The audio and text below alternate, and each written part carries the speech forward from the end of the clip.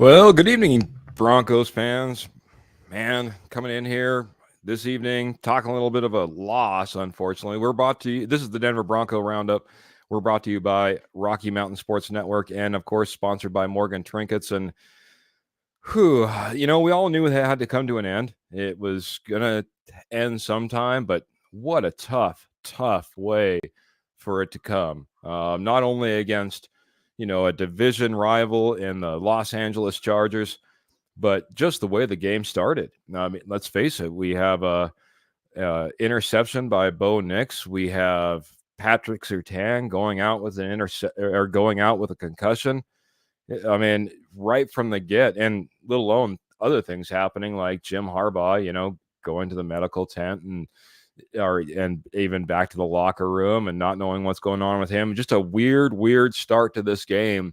And, it's got to go on that Broncos side, though, and be worried about Pat Surtain. And hopefully he's doing well. And he is health first and foremost. But this, quick turnaround to a Thursday game is going to be big to see if that's even a possibility, monumental to see if he can get through the concussion protocol in that amount of time. But, and just a little bit too late. And this defense that, didn't play to the same level that we've seen over the last few games. So the 3-game win streak comes to an end, unfortunately, versus the Los Angeles Chargers. And we're, sitting here kind of licking our wounds a little bit on a short week. So I got to jump into the comments, see how everyone's doing. Start off with Graham, who jumped in first. It says, another day, another time I don't have to trick my mind into not caring. Oh, well, we're in the caring mode now. It feels like we have something, at times. And especially we've seen progression at times with this offense with Bo Nix, unfortunately not the best game by the defense, not the game that we had kind of gotten used to seeing from this defense over the last few. I'll get to a few more, and then I got Rocket Man that just joined the green room, so I'll get him in as well. So take the training wheels off Bo in the first half. My goodness, Sean, says Paul. Chargers will Charger sooner or later. Yeah, you're probably right. Different regime than what we've kind of seen. We got Shaner coming in here. I think that's the last name. Shaner Lansing, or the right pronunciation of the name, says Denver won't be in the playoffs. And I don't think that's a new call. I think that we've kind of talked about that from the very get. Rocket Man, welcome to the show. Unfortunately, we're welcoming you under not the greatest circumstances. A 23-16 loss for the Denver Broncos at home versus the Los Angeles Chargers. Shaner's coming in saying it's not going to be Denver won't be a playoff team. I think we had kind of agreed with that kind of preseason. But that being said, they didn't look like a playoff contending team, especially in the first half. As Scott says, take the training wheels off. Yeah, I mean, it was tough. It was tough, especially on the offense side of the ball. It just seemed like you could never get any rhythm. I think that there was not just one person to blame, I would say. It's just kind of it seemed like there's many different leaks in this offense right now. Bo wasn't, he missed a couple throws that I thought should have been made and needs to be made. And there was also the offensive line was bad when it comes to pass protection. It didn't seem like they could ever really get the running game going as they should have. So it just seemed like there was just multiple different things that was going wrong with this offense. And just unfortunately, you're leaving your defense out there for way too long. The time of possession was ridiculous. I know kind of towards the end, this offense started getting going, but it was just like, at this point in time, the Chargers are kind of playing back and they're a little bit of soft coverage. So what can you really take away from that? So just very, very tough and not something you want to see from this team after coming off a huge win last week. And you're at home against a Chargers team that's very banged up, and it didn't even have Joey Bosa out there, and you couldn't take advantage of that. It's just tough. Yeah, I mean, we're a little banged up as well. It's not like we were all level at all levels as far as that offensive line is concerned, going up against a Joey Bosa-less, Los Angeles Chargers. But yeah, it was not the game that you're going to look back on and say that's the tape that we need to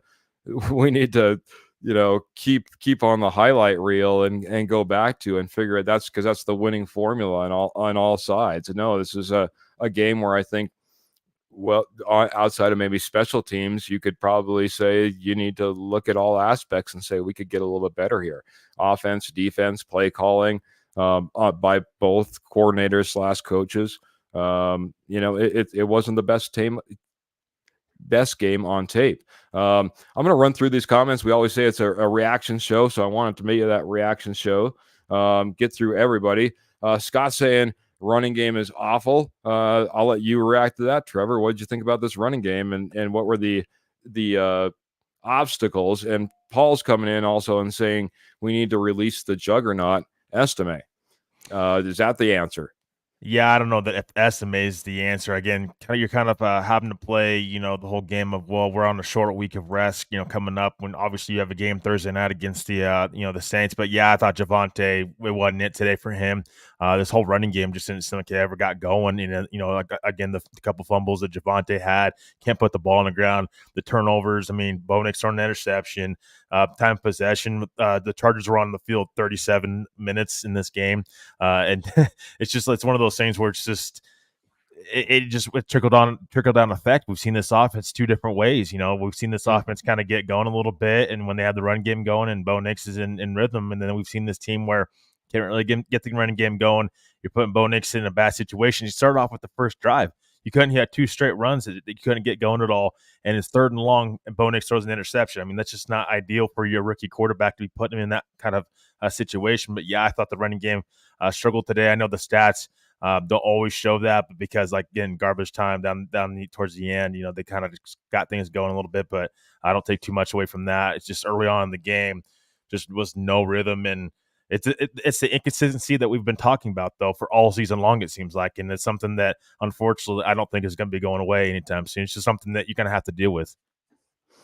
Yeah, absolutely. Got to say hello to Michael Ronquillo coming in here, dropping stars on a sadder note, a sadder podcast, man. We've been riding high, man, for 3 weeks, Trevor. We've been seeing, if nothing else, seeing great wins, seeing improvement in different places. And this was the game that just, maybe it was the early bye week that the Los Angeles Chargers did have, as they kind of came off of that. They had some fresher legs coming into Mile High, but boy, this team just did not look prepared to take on the defense of the Los Angeles Chargers. And when it came to the Los Angeles Chargers offense, this defense was not getting after Justin Herbert like I expected. For a guy that's especially maybe coming in a little bit lame to this game, we should have saw a lot more. And they just couldn't get to him. They were close. They were almost.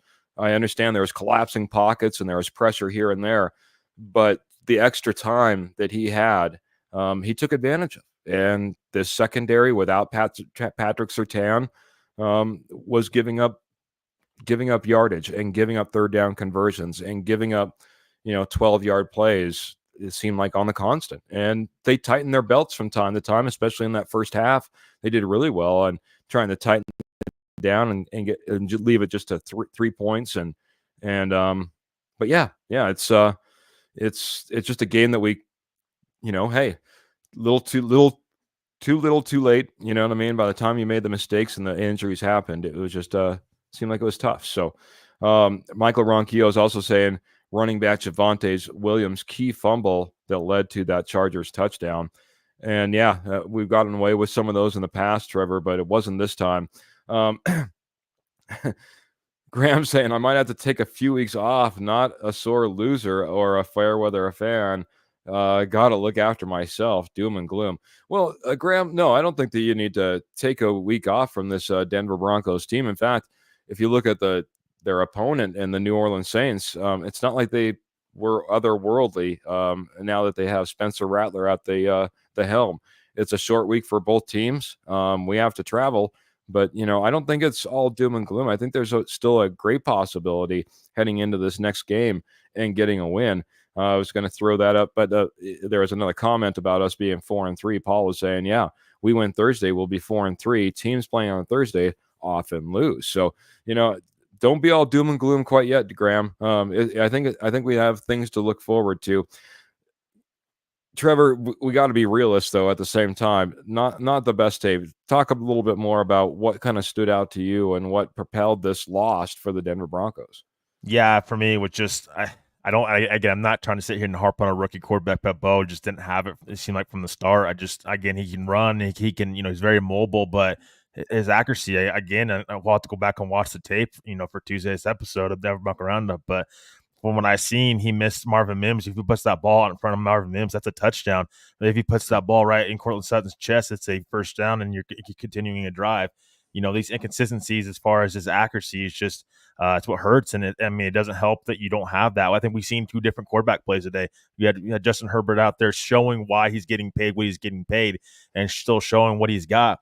And yeah, but a rookie in Bo Nix is just very inconsistent. It's not just the wide receivers. While this team does need more playmakers, it's not just the wide receivers and the playmakers that are out there. It's just against the offensive unit as a whole. Nobody stood out over the other. Everybody has to take the blame for it. It's Bo Nix, it's the playmakers, it's the offensive line, Sean Payton. They all have to take accountability to this because it's one unit in general that just wasn't on their A game today. Yeah, and you know what? I'm going to push back just a little bit because there are definitely times we saw throughout this game where our wide receivers just cannot get open. Like you said, he needs additional playmakers. It was nice to see someone like Lucas Kroll go out there and be productive in this game and not drop passes and come up with some catches and the like.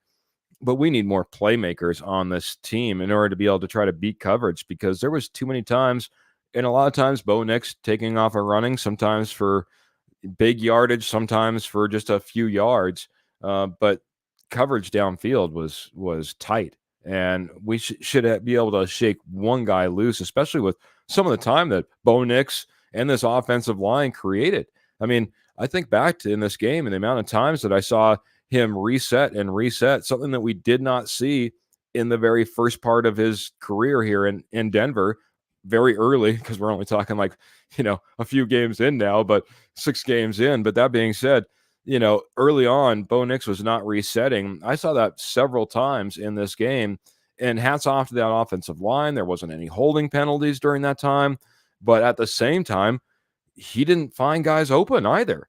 He wasn't finding guys breaking free, and a lot of times he would just have to throw it away or tuck it and run, or so yes, he needs to be better with his accuracy. He's still throwing off platform and off his back foot. I totally get it, Trevor, but there needs to be more opportunity for this quarterback too. It can't just be one receiver was able to break open and he was off platform with his throw and misses that one guy.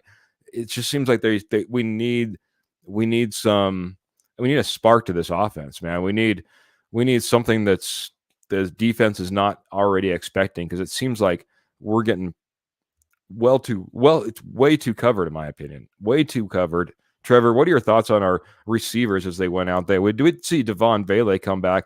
And just really quickly, I just want to say hello to Phil, because he came in here and dropped some stars saying hello to us, just saying he has no words.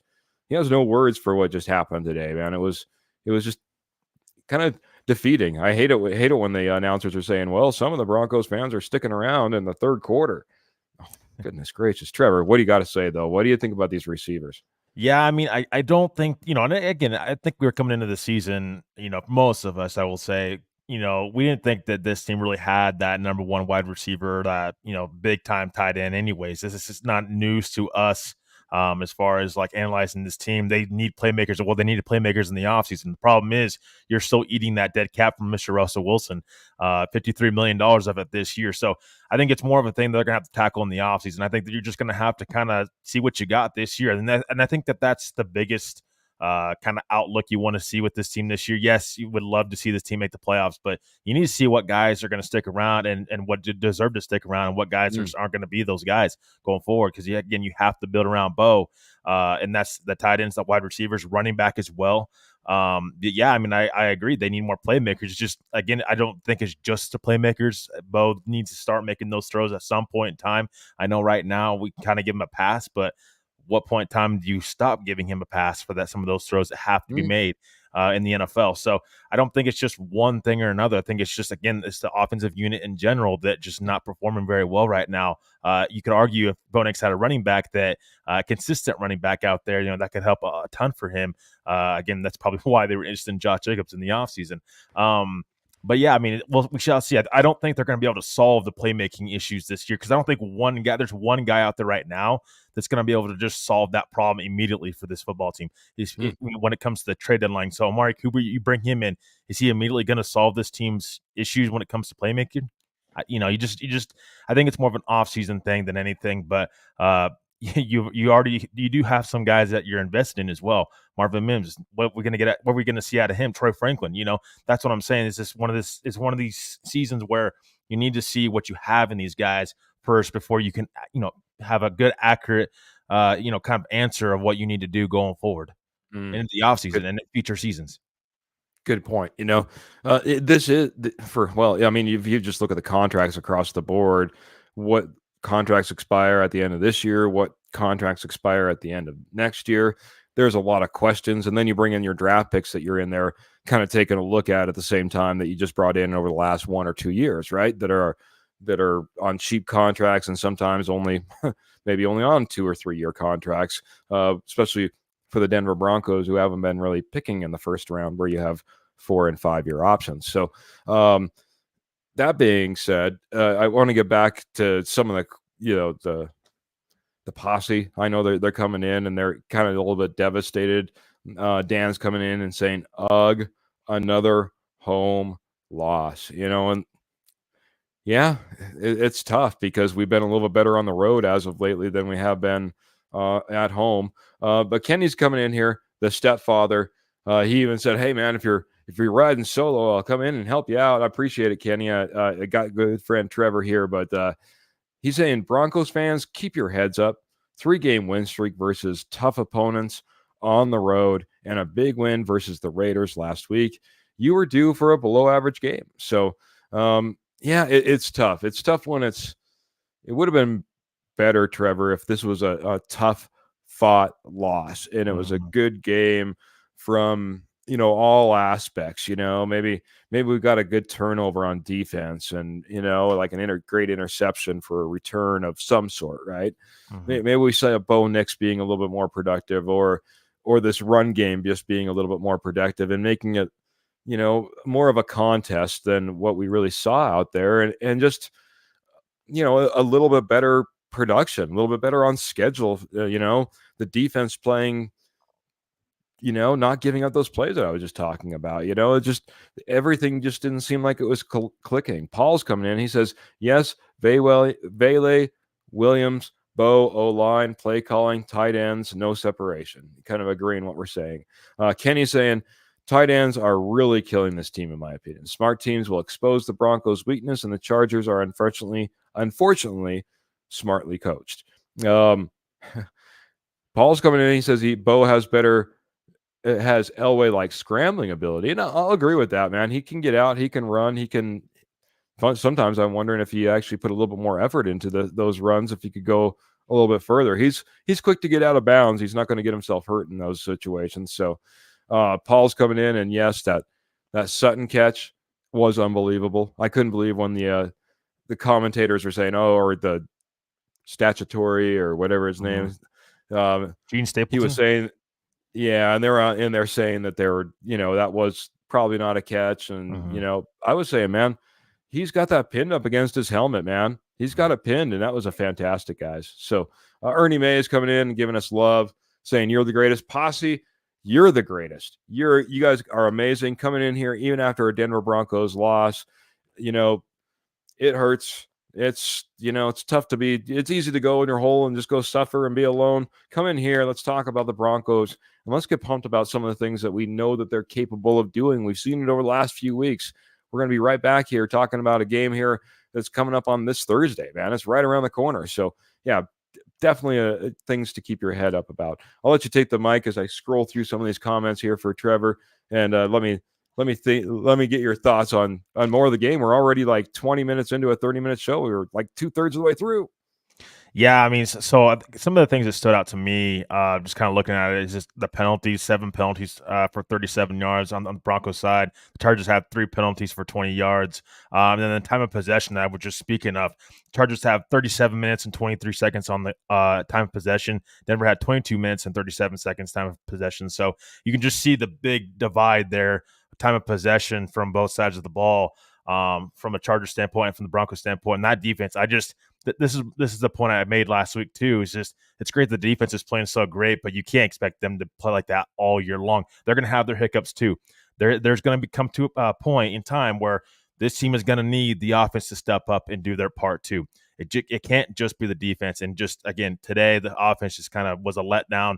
Didn't think the defense played their A game again. You lost Pat Surtain in this game.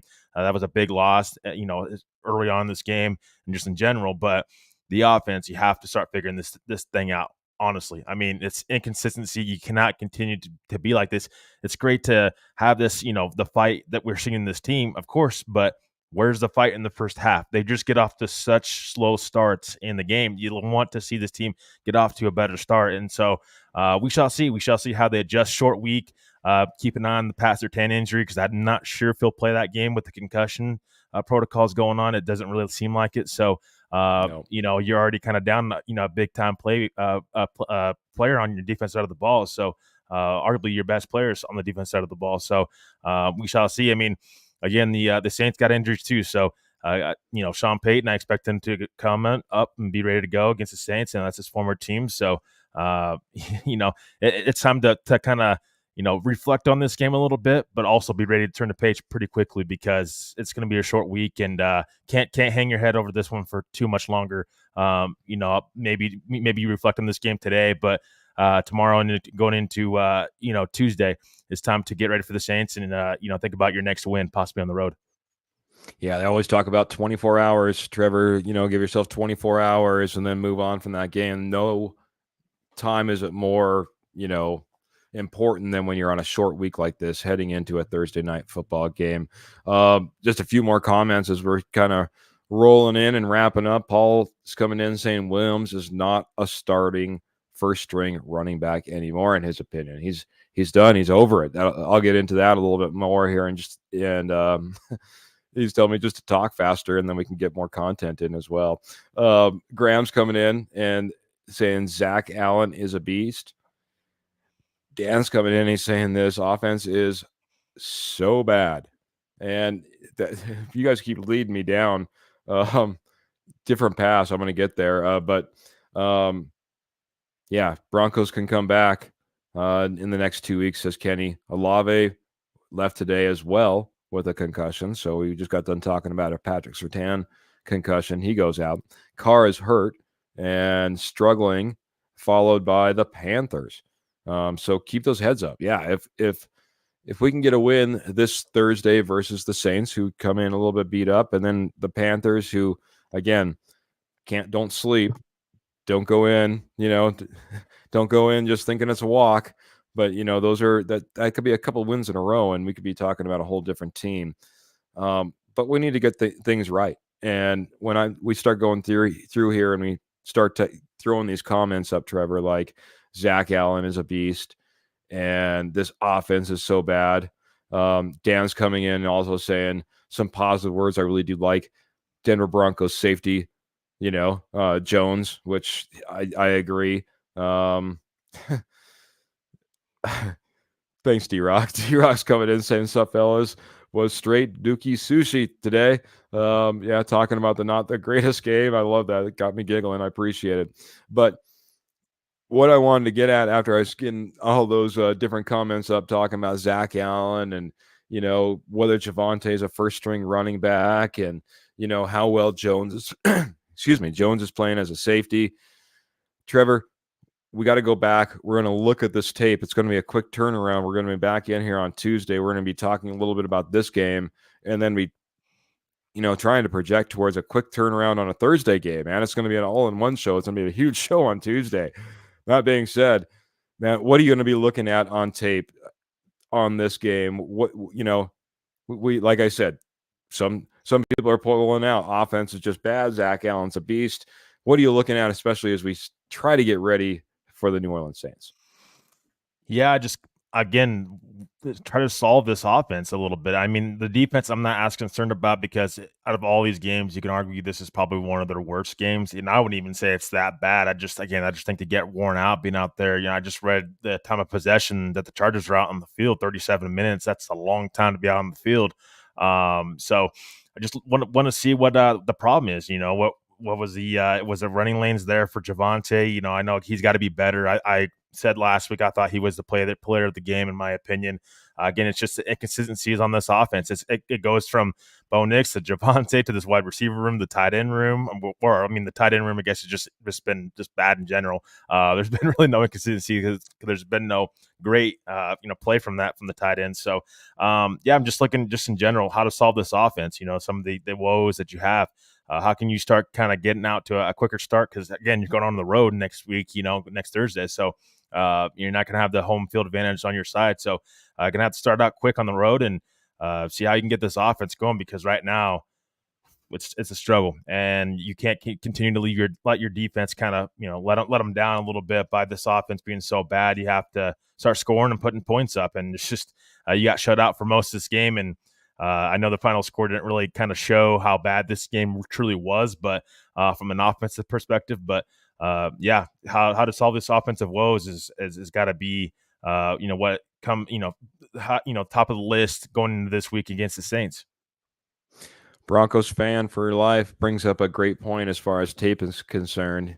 Defense gave up 3 points in the second half. Mm-hmm. Opportunity for this Denver Broncos offense, but also way to go, VJ. What might not have looked all that great in that first half, all of a sudden you flip it. You only give up 3 points in the second half. That's opportunity for this Denver Broncos offense. So Broncos fan for life coming in on YouTube. I think that's the first time I've thrown that comment up there. So appreciate you chiming in. And that brings me to, a few comments because we're getting out of here. Broncos fans, posse, if you have anything absolutely pressing, get it in there. Jody, I think things are jumping all over the place, says this team has a wide receiver full of number 4, number 5 receivers, 0 from the tight ends. Kenny's coming in, piling on the tight ends. Can't get worse in the tight end room. Dan's coming in and brings up a great question. Has Denver lost its home field advantage when they blew up the old Mile High? Because, man, it seems like it's rough here in the new digs, right? So Paul's coming in and said, trade a inside linebacker for a tight end, a running back. We can part with Browning, Zach Wilson, and an inside defensive lineman if we needed to. So already thinking about the trade opportunities and what might be hold there. So Jody's coming in saying, Peyton said Franklin and Estime will be getting a lot more playing time going forward. Maybe Devon Vele. I see a DV. Michael Ronquillo coming in here, giving us a lot of love and saying a great 30-minute show tonight. Keith and Trevor giving us orange and blue hearts and that Mile High salute. Yeah, we should have some inside tell. Graham's coming in and said, heck, we bring in a lot of Saints players. Give Michael Thomas a call. Partially kidding. At the same time, as many as we brought in, I think we have maybe some inside intel on these Saints possibly. Still, Denver needs to use Little Jordan and Marvin Mims and Vele, says Dan. Appreciate, that's all things that we need to look at as we kind of break down this tape. Jody or Trevor. I said Jody because I see him in the comments there. But Trevor, as we break down this tape and really look at what happened here. So I'd love to stay here all evening, but I probably can't. Kenny's saying Michael Thomas or Jimmy Graham, laugh out loud. I liked what I saw in receiver Troy Franklin, says Dan. And Paul saying is, thanks, Jody and the Horseman. Appreciate you, Paul, so much. Horseman, thanks so much. Posse, thanks so much. If you don't know, if it's your first time jumping in here and, hey, if you think this show's good, wait until you come in after a win. That's even better. But fantastic show. Great 30 minutes, Trevor. I appreciate you being here. But we go live every Tuesday, every Friday, and then, of course, right after the game. We'll see exactly how this week plays out, man. The Thursday game, again, we'll be previewing on Tuesday. We usually do a preview on Friday. Post game would be on Thursday. We'll keep you all notified. Best way to do it, like, share, subscribe, and hit that notification button. That way you know exactly when we go live. And heck, hopefully we're talking about a Saints win, man. But we'll be back, like I said, Tuesday, Trevor. We'll have some tape to go over. We'll have ideas and thoughts versus a Saints game. We might have 4 horsemen. We might have 3. We might have 2. We rarely ride solo. But what do you got to say before we get out of here, sir? No, I mean, again, it's just it's a tough loss. The whole home field advantage stuff. I think Dan said that. Correct me if I'm wrong there, but yeah, I think that's definitely right. You missed an opportunity when we talked about this being a big game. I know the Broncos are kind of nicked up as well, but you had a lot of momentum going in this game, and it's just your schedule's not going to get any easier going forward. So, I don't know how many more games you're going to be able to string along. You could have got a big win at home, but yeah, I mean, it's one of those tough things. This is why we play the games, right? And so, going into next week, it's time to move on to the Saints and find out how this team can improve. And that's just what it is. I seen Kenny put a comment in there about Tim Patrick, and I've been seeing a lot of Tim Patrick stuff. Yeah, I mean, I can certainly understand that. I was questioning that move as well. But again, I think that's part of the youth movement of this team. It's part of getting these guys on the field. Because if Tim Patrick wasn't here, you wouldn't be seeing guys like Troy Franklin, Devon Bailey on the field, right? So it's one of those things where they can only learn so much on sitting on the sidelines. So these guys need to be in games. They need to learn and try to grow. I know right now it's tough, but we have to continue to remember it's not just Bo Nix that has to go through the growing pains. It's also some of these younger guys as well that have to go through the growing pains as well. And so I think that if they have Tim Patrick on this team, that you wouldn't be seeing other guys get that opportunity. So and an opportunity that they need. So just keep that in mind going forward. I can certainly understand the whole Tim Patrick situation because he's playing very well for Detroit right now. So all the best of luck to him. But no, I just want to appreciate everybody for being here tonight. And it's tough, obviously, because we predicted to win, but again, you got to turn the table. It's going to be a big week next week, and just make sure this losing streak doesn't go to 2 games. only one. So but just big thank you to everybody. Hope everybody has a great week, and we'll see you back here on Tuesday when we can get a little bit more, give you a little bit more of a deeper analysis on the game as we watch tape and everything going forward. So big thank you to everybody, and hope everybody has a good week. And as always, win or lose, go Broncos. Yeah. Love it, buddy. Love it. A couple last comments as we get out of here. Paul's just pointing out, especially when you talk about a Troy Franklin, even a Marvin Mims, because of them having playing time, he's just like Bo. A lot of these receivers are learning on the job. Dan's coming in and saying, LFG, march on to New Orleans and let's get this win. And I love that, Dan. We need to have a little bit of passion, a little bit more belief, because it's only 1 loss, as Trevor just pointed out. Let's keep it at 1 loss. Let's get a win here on the short week. Got to get to Karen.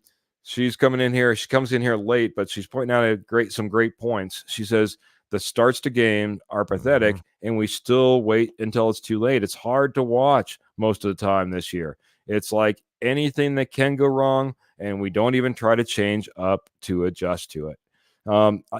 I agree, Karen. It's been tough. It was not a great start to this game, and it took forever to adjust. And we'll see if there really was adjustments or if it was more adjustments on the San Diego Chargers side as they kind of loosened up and started playing, making sure they didn't lose the game. So love you guys all so much. Again, I see Paul's coming in here and making sure that everyone knows what's going on. Tuesday, Friday, 7:30 p.m. Mountain Standard Time or Daylight Time. And then, of course, right after the games, that's when we go. I mentioned San Diego, so I got to put $1 in the jar, I guess. Thanks for pointing that out, Graham. But thank you all so much. Appreciate Michael Ronquillo coming in here, the Ronk. And by the way, a little happy belated birthday to Ronk as he celebrated yesterday. And Phil McLaughlin, who dropped stars. Appreciate you all so much for coming in here. Posse, you're amazing. We keep growing. Like, share, subscribe. We'd love to keep going. And can't wait to see you again. Can't wait to come in here and be hopefully talking about how we're getting that win versus the New Orleans Saints. That being said, we're going to get out of here like we always do. Keep those boots in the stirrups. Keep your guns in your holsters. And, of course, the Denver Broncos right there in your heart. Until next time, we're out of here. Have a great night. Have a great week.